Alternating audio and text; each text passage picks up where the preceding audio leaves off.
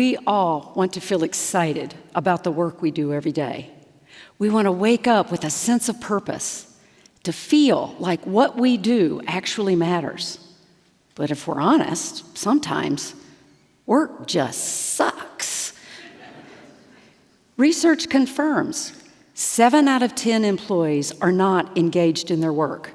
And about 2 of those hate their job so much, they're bringing everybody else down with them. Now, it may be a little bit optimistic to think that everybody can love their jobs, but it's hard to see how we get anything done when almost no one feels passionate about what they spend most of their time doing. Now, if you believe social media and those hustle culture influencers today, the solution is for you to start your own business. But not everyone can or wants to do that. So what would it take for people to love their jobs without turning everyone into an entrepreneur? And what if we can not only make people happier at work, but also richer? One of my first jobs was with a very large company here in Iowa, and we were encouraged to continue studying in order to improve ourselves. By coincidence, my boss and I were taking the same class. I was 20-ish, he was 40-ish, and I thought that was pretty funny. Until one day he said to me, "Leslie, I have a lot of work to do around here. I could use your help." Well, excited that I'm going to be given more responsibility, I said, "Sure, what can I do?" And then he said, "Well, since we're both taking the same class, you can do my homework for me." That would be okay, right? Well, how do you say no to that? It wasn't very long after that the company started terminating employees, eventually over half of the local workforce. My boss stayed. Heck, he may have even gotten a promotion, but I lost my job. Now, if I'm being honest with myself, I wasn't exactly enjoying my work before that. But that's the situation for most people today.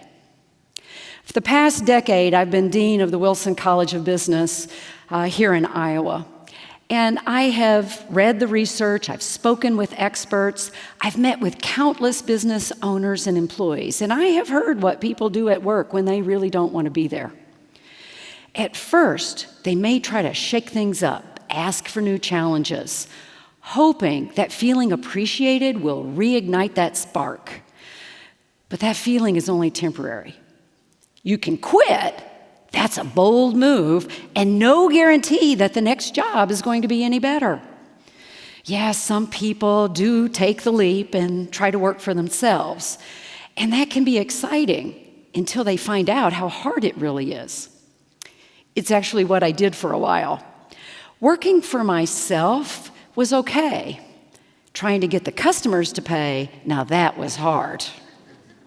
So, with no other options, you decide to stay. Now, if you have a good boss who is trying to improve the workplace, they'll try everything. Flexible hours, time off, ping pong tables, maybe even a company picnic. But even if they're good at it, which obviously most aren't, that kind of motivation does not last very long, if it works at all. So, yes, we know work can suck. And from the employee's perspective, there are few solutions.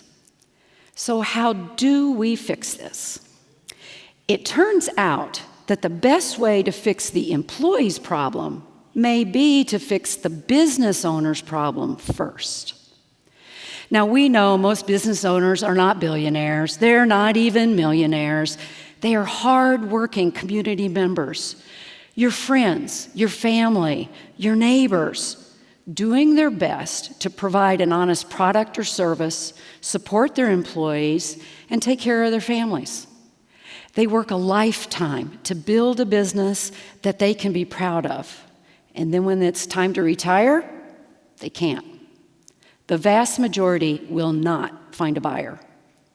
And for those that do, there is no guarantee that the buyer will keep the jobs in the community or hold on to any of the employees.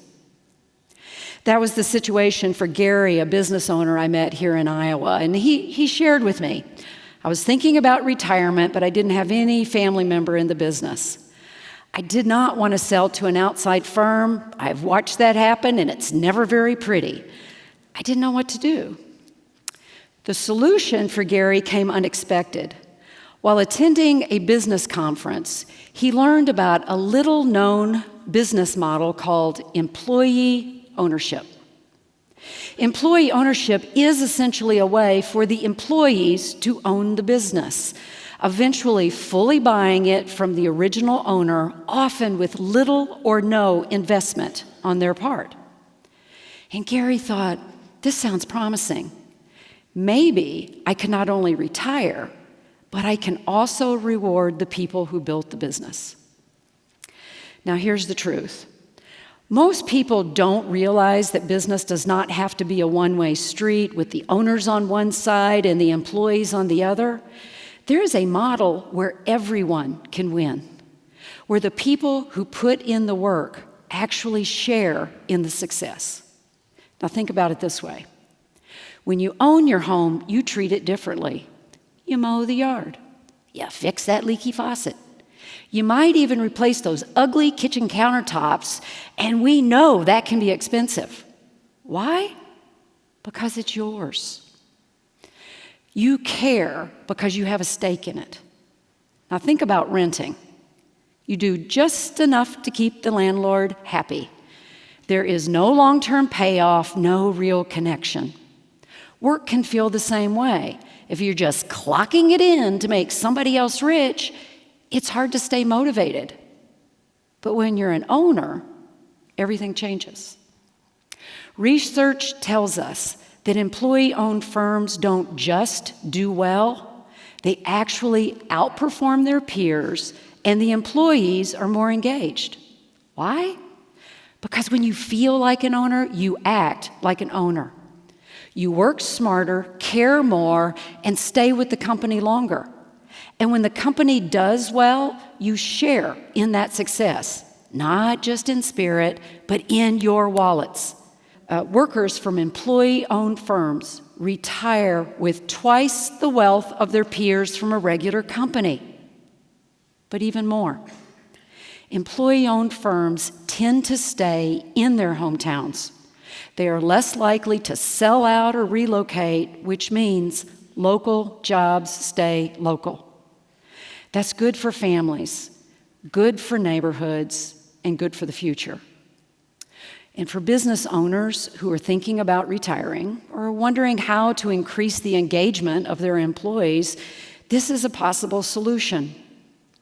Transitioning to employee ownership can be a win-win.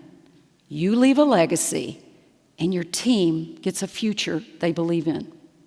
Now, I know, this sounds like some crazy experiment, but there are actually thousands of companies worldwide using this model, from small businesses all the way to those employing 250,000 people across every industry imaginable. If there is a business, there is probably an employee-owned version of it. Gary's business is now one of these.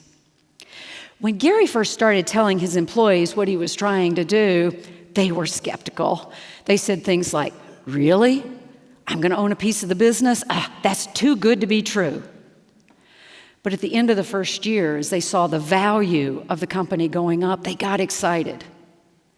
And when other companies were struggling to keep their employees and to get work done during the pandemic, Gary's company didn't let anyone go and actually increased productivity. At the end of 4 years, when everybody had become an owner, the company had grown so much that Gary said, "I can now retire. The business is in good hands." I asked Gary whether or not he had any regrets, and he said, "None. Maybe I could have sold for more to someone on the outside, but I wouldn't have felt good about it. I only wish I would have done it sooner." Now, if this sounds like something that you want to be part of, here are your next steps. If you're a business owner, you have built something meaningful, but maybe you are ready for the next phase. retirement, a new adventure, or maybe you just want to give your people a company they can feel part of. Go online and search using the terms employee ownership along with your state, Iowa, for example. That should take you to the hub for employee ownership information near you. Reach out, talk to them, and go from there. Now, if you're an employee, your next step is pretty easy. I want you to go to your boss and tell them that you have found a way for them to retire earlier with more money. And when they ask how, tell them to watch this talk.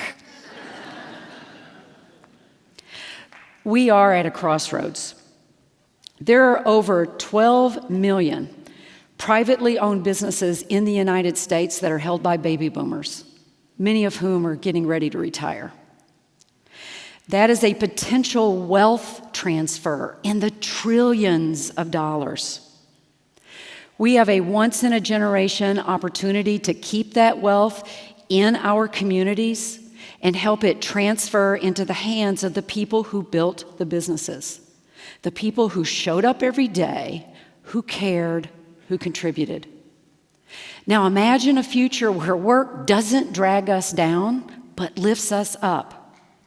A future where ownership is not just for Wall Street, it's for Main Street. Thank you.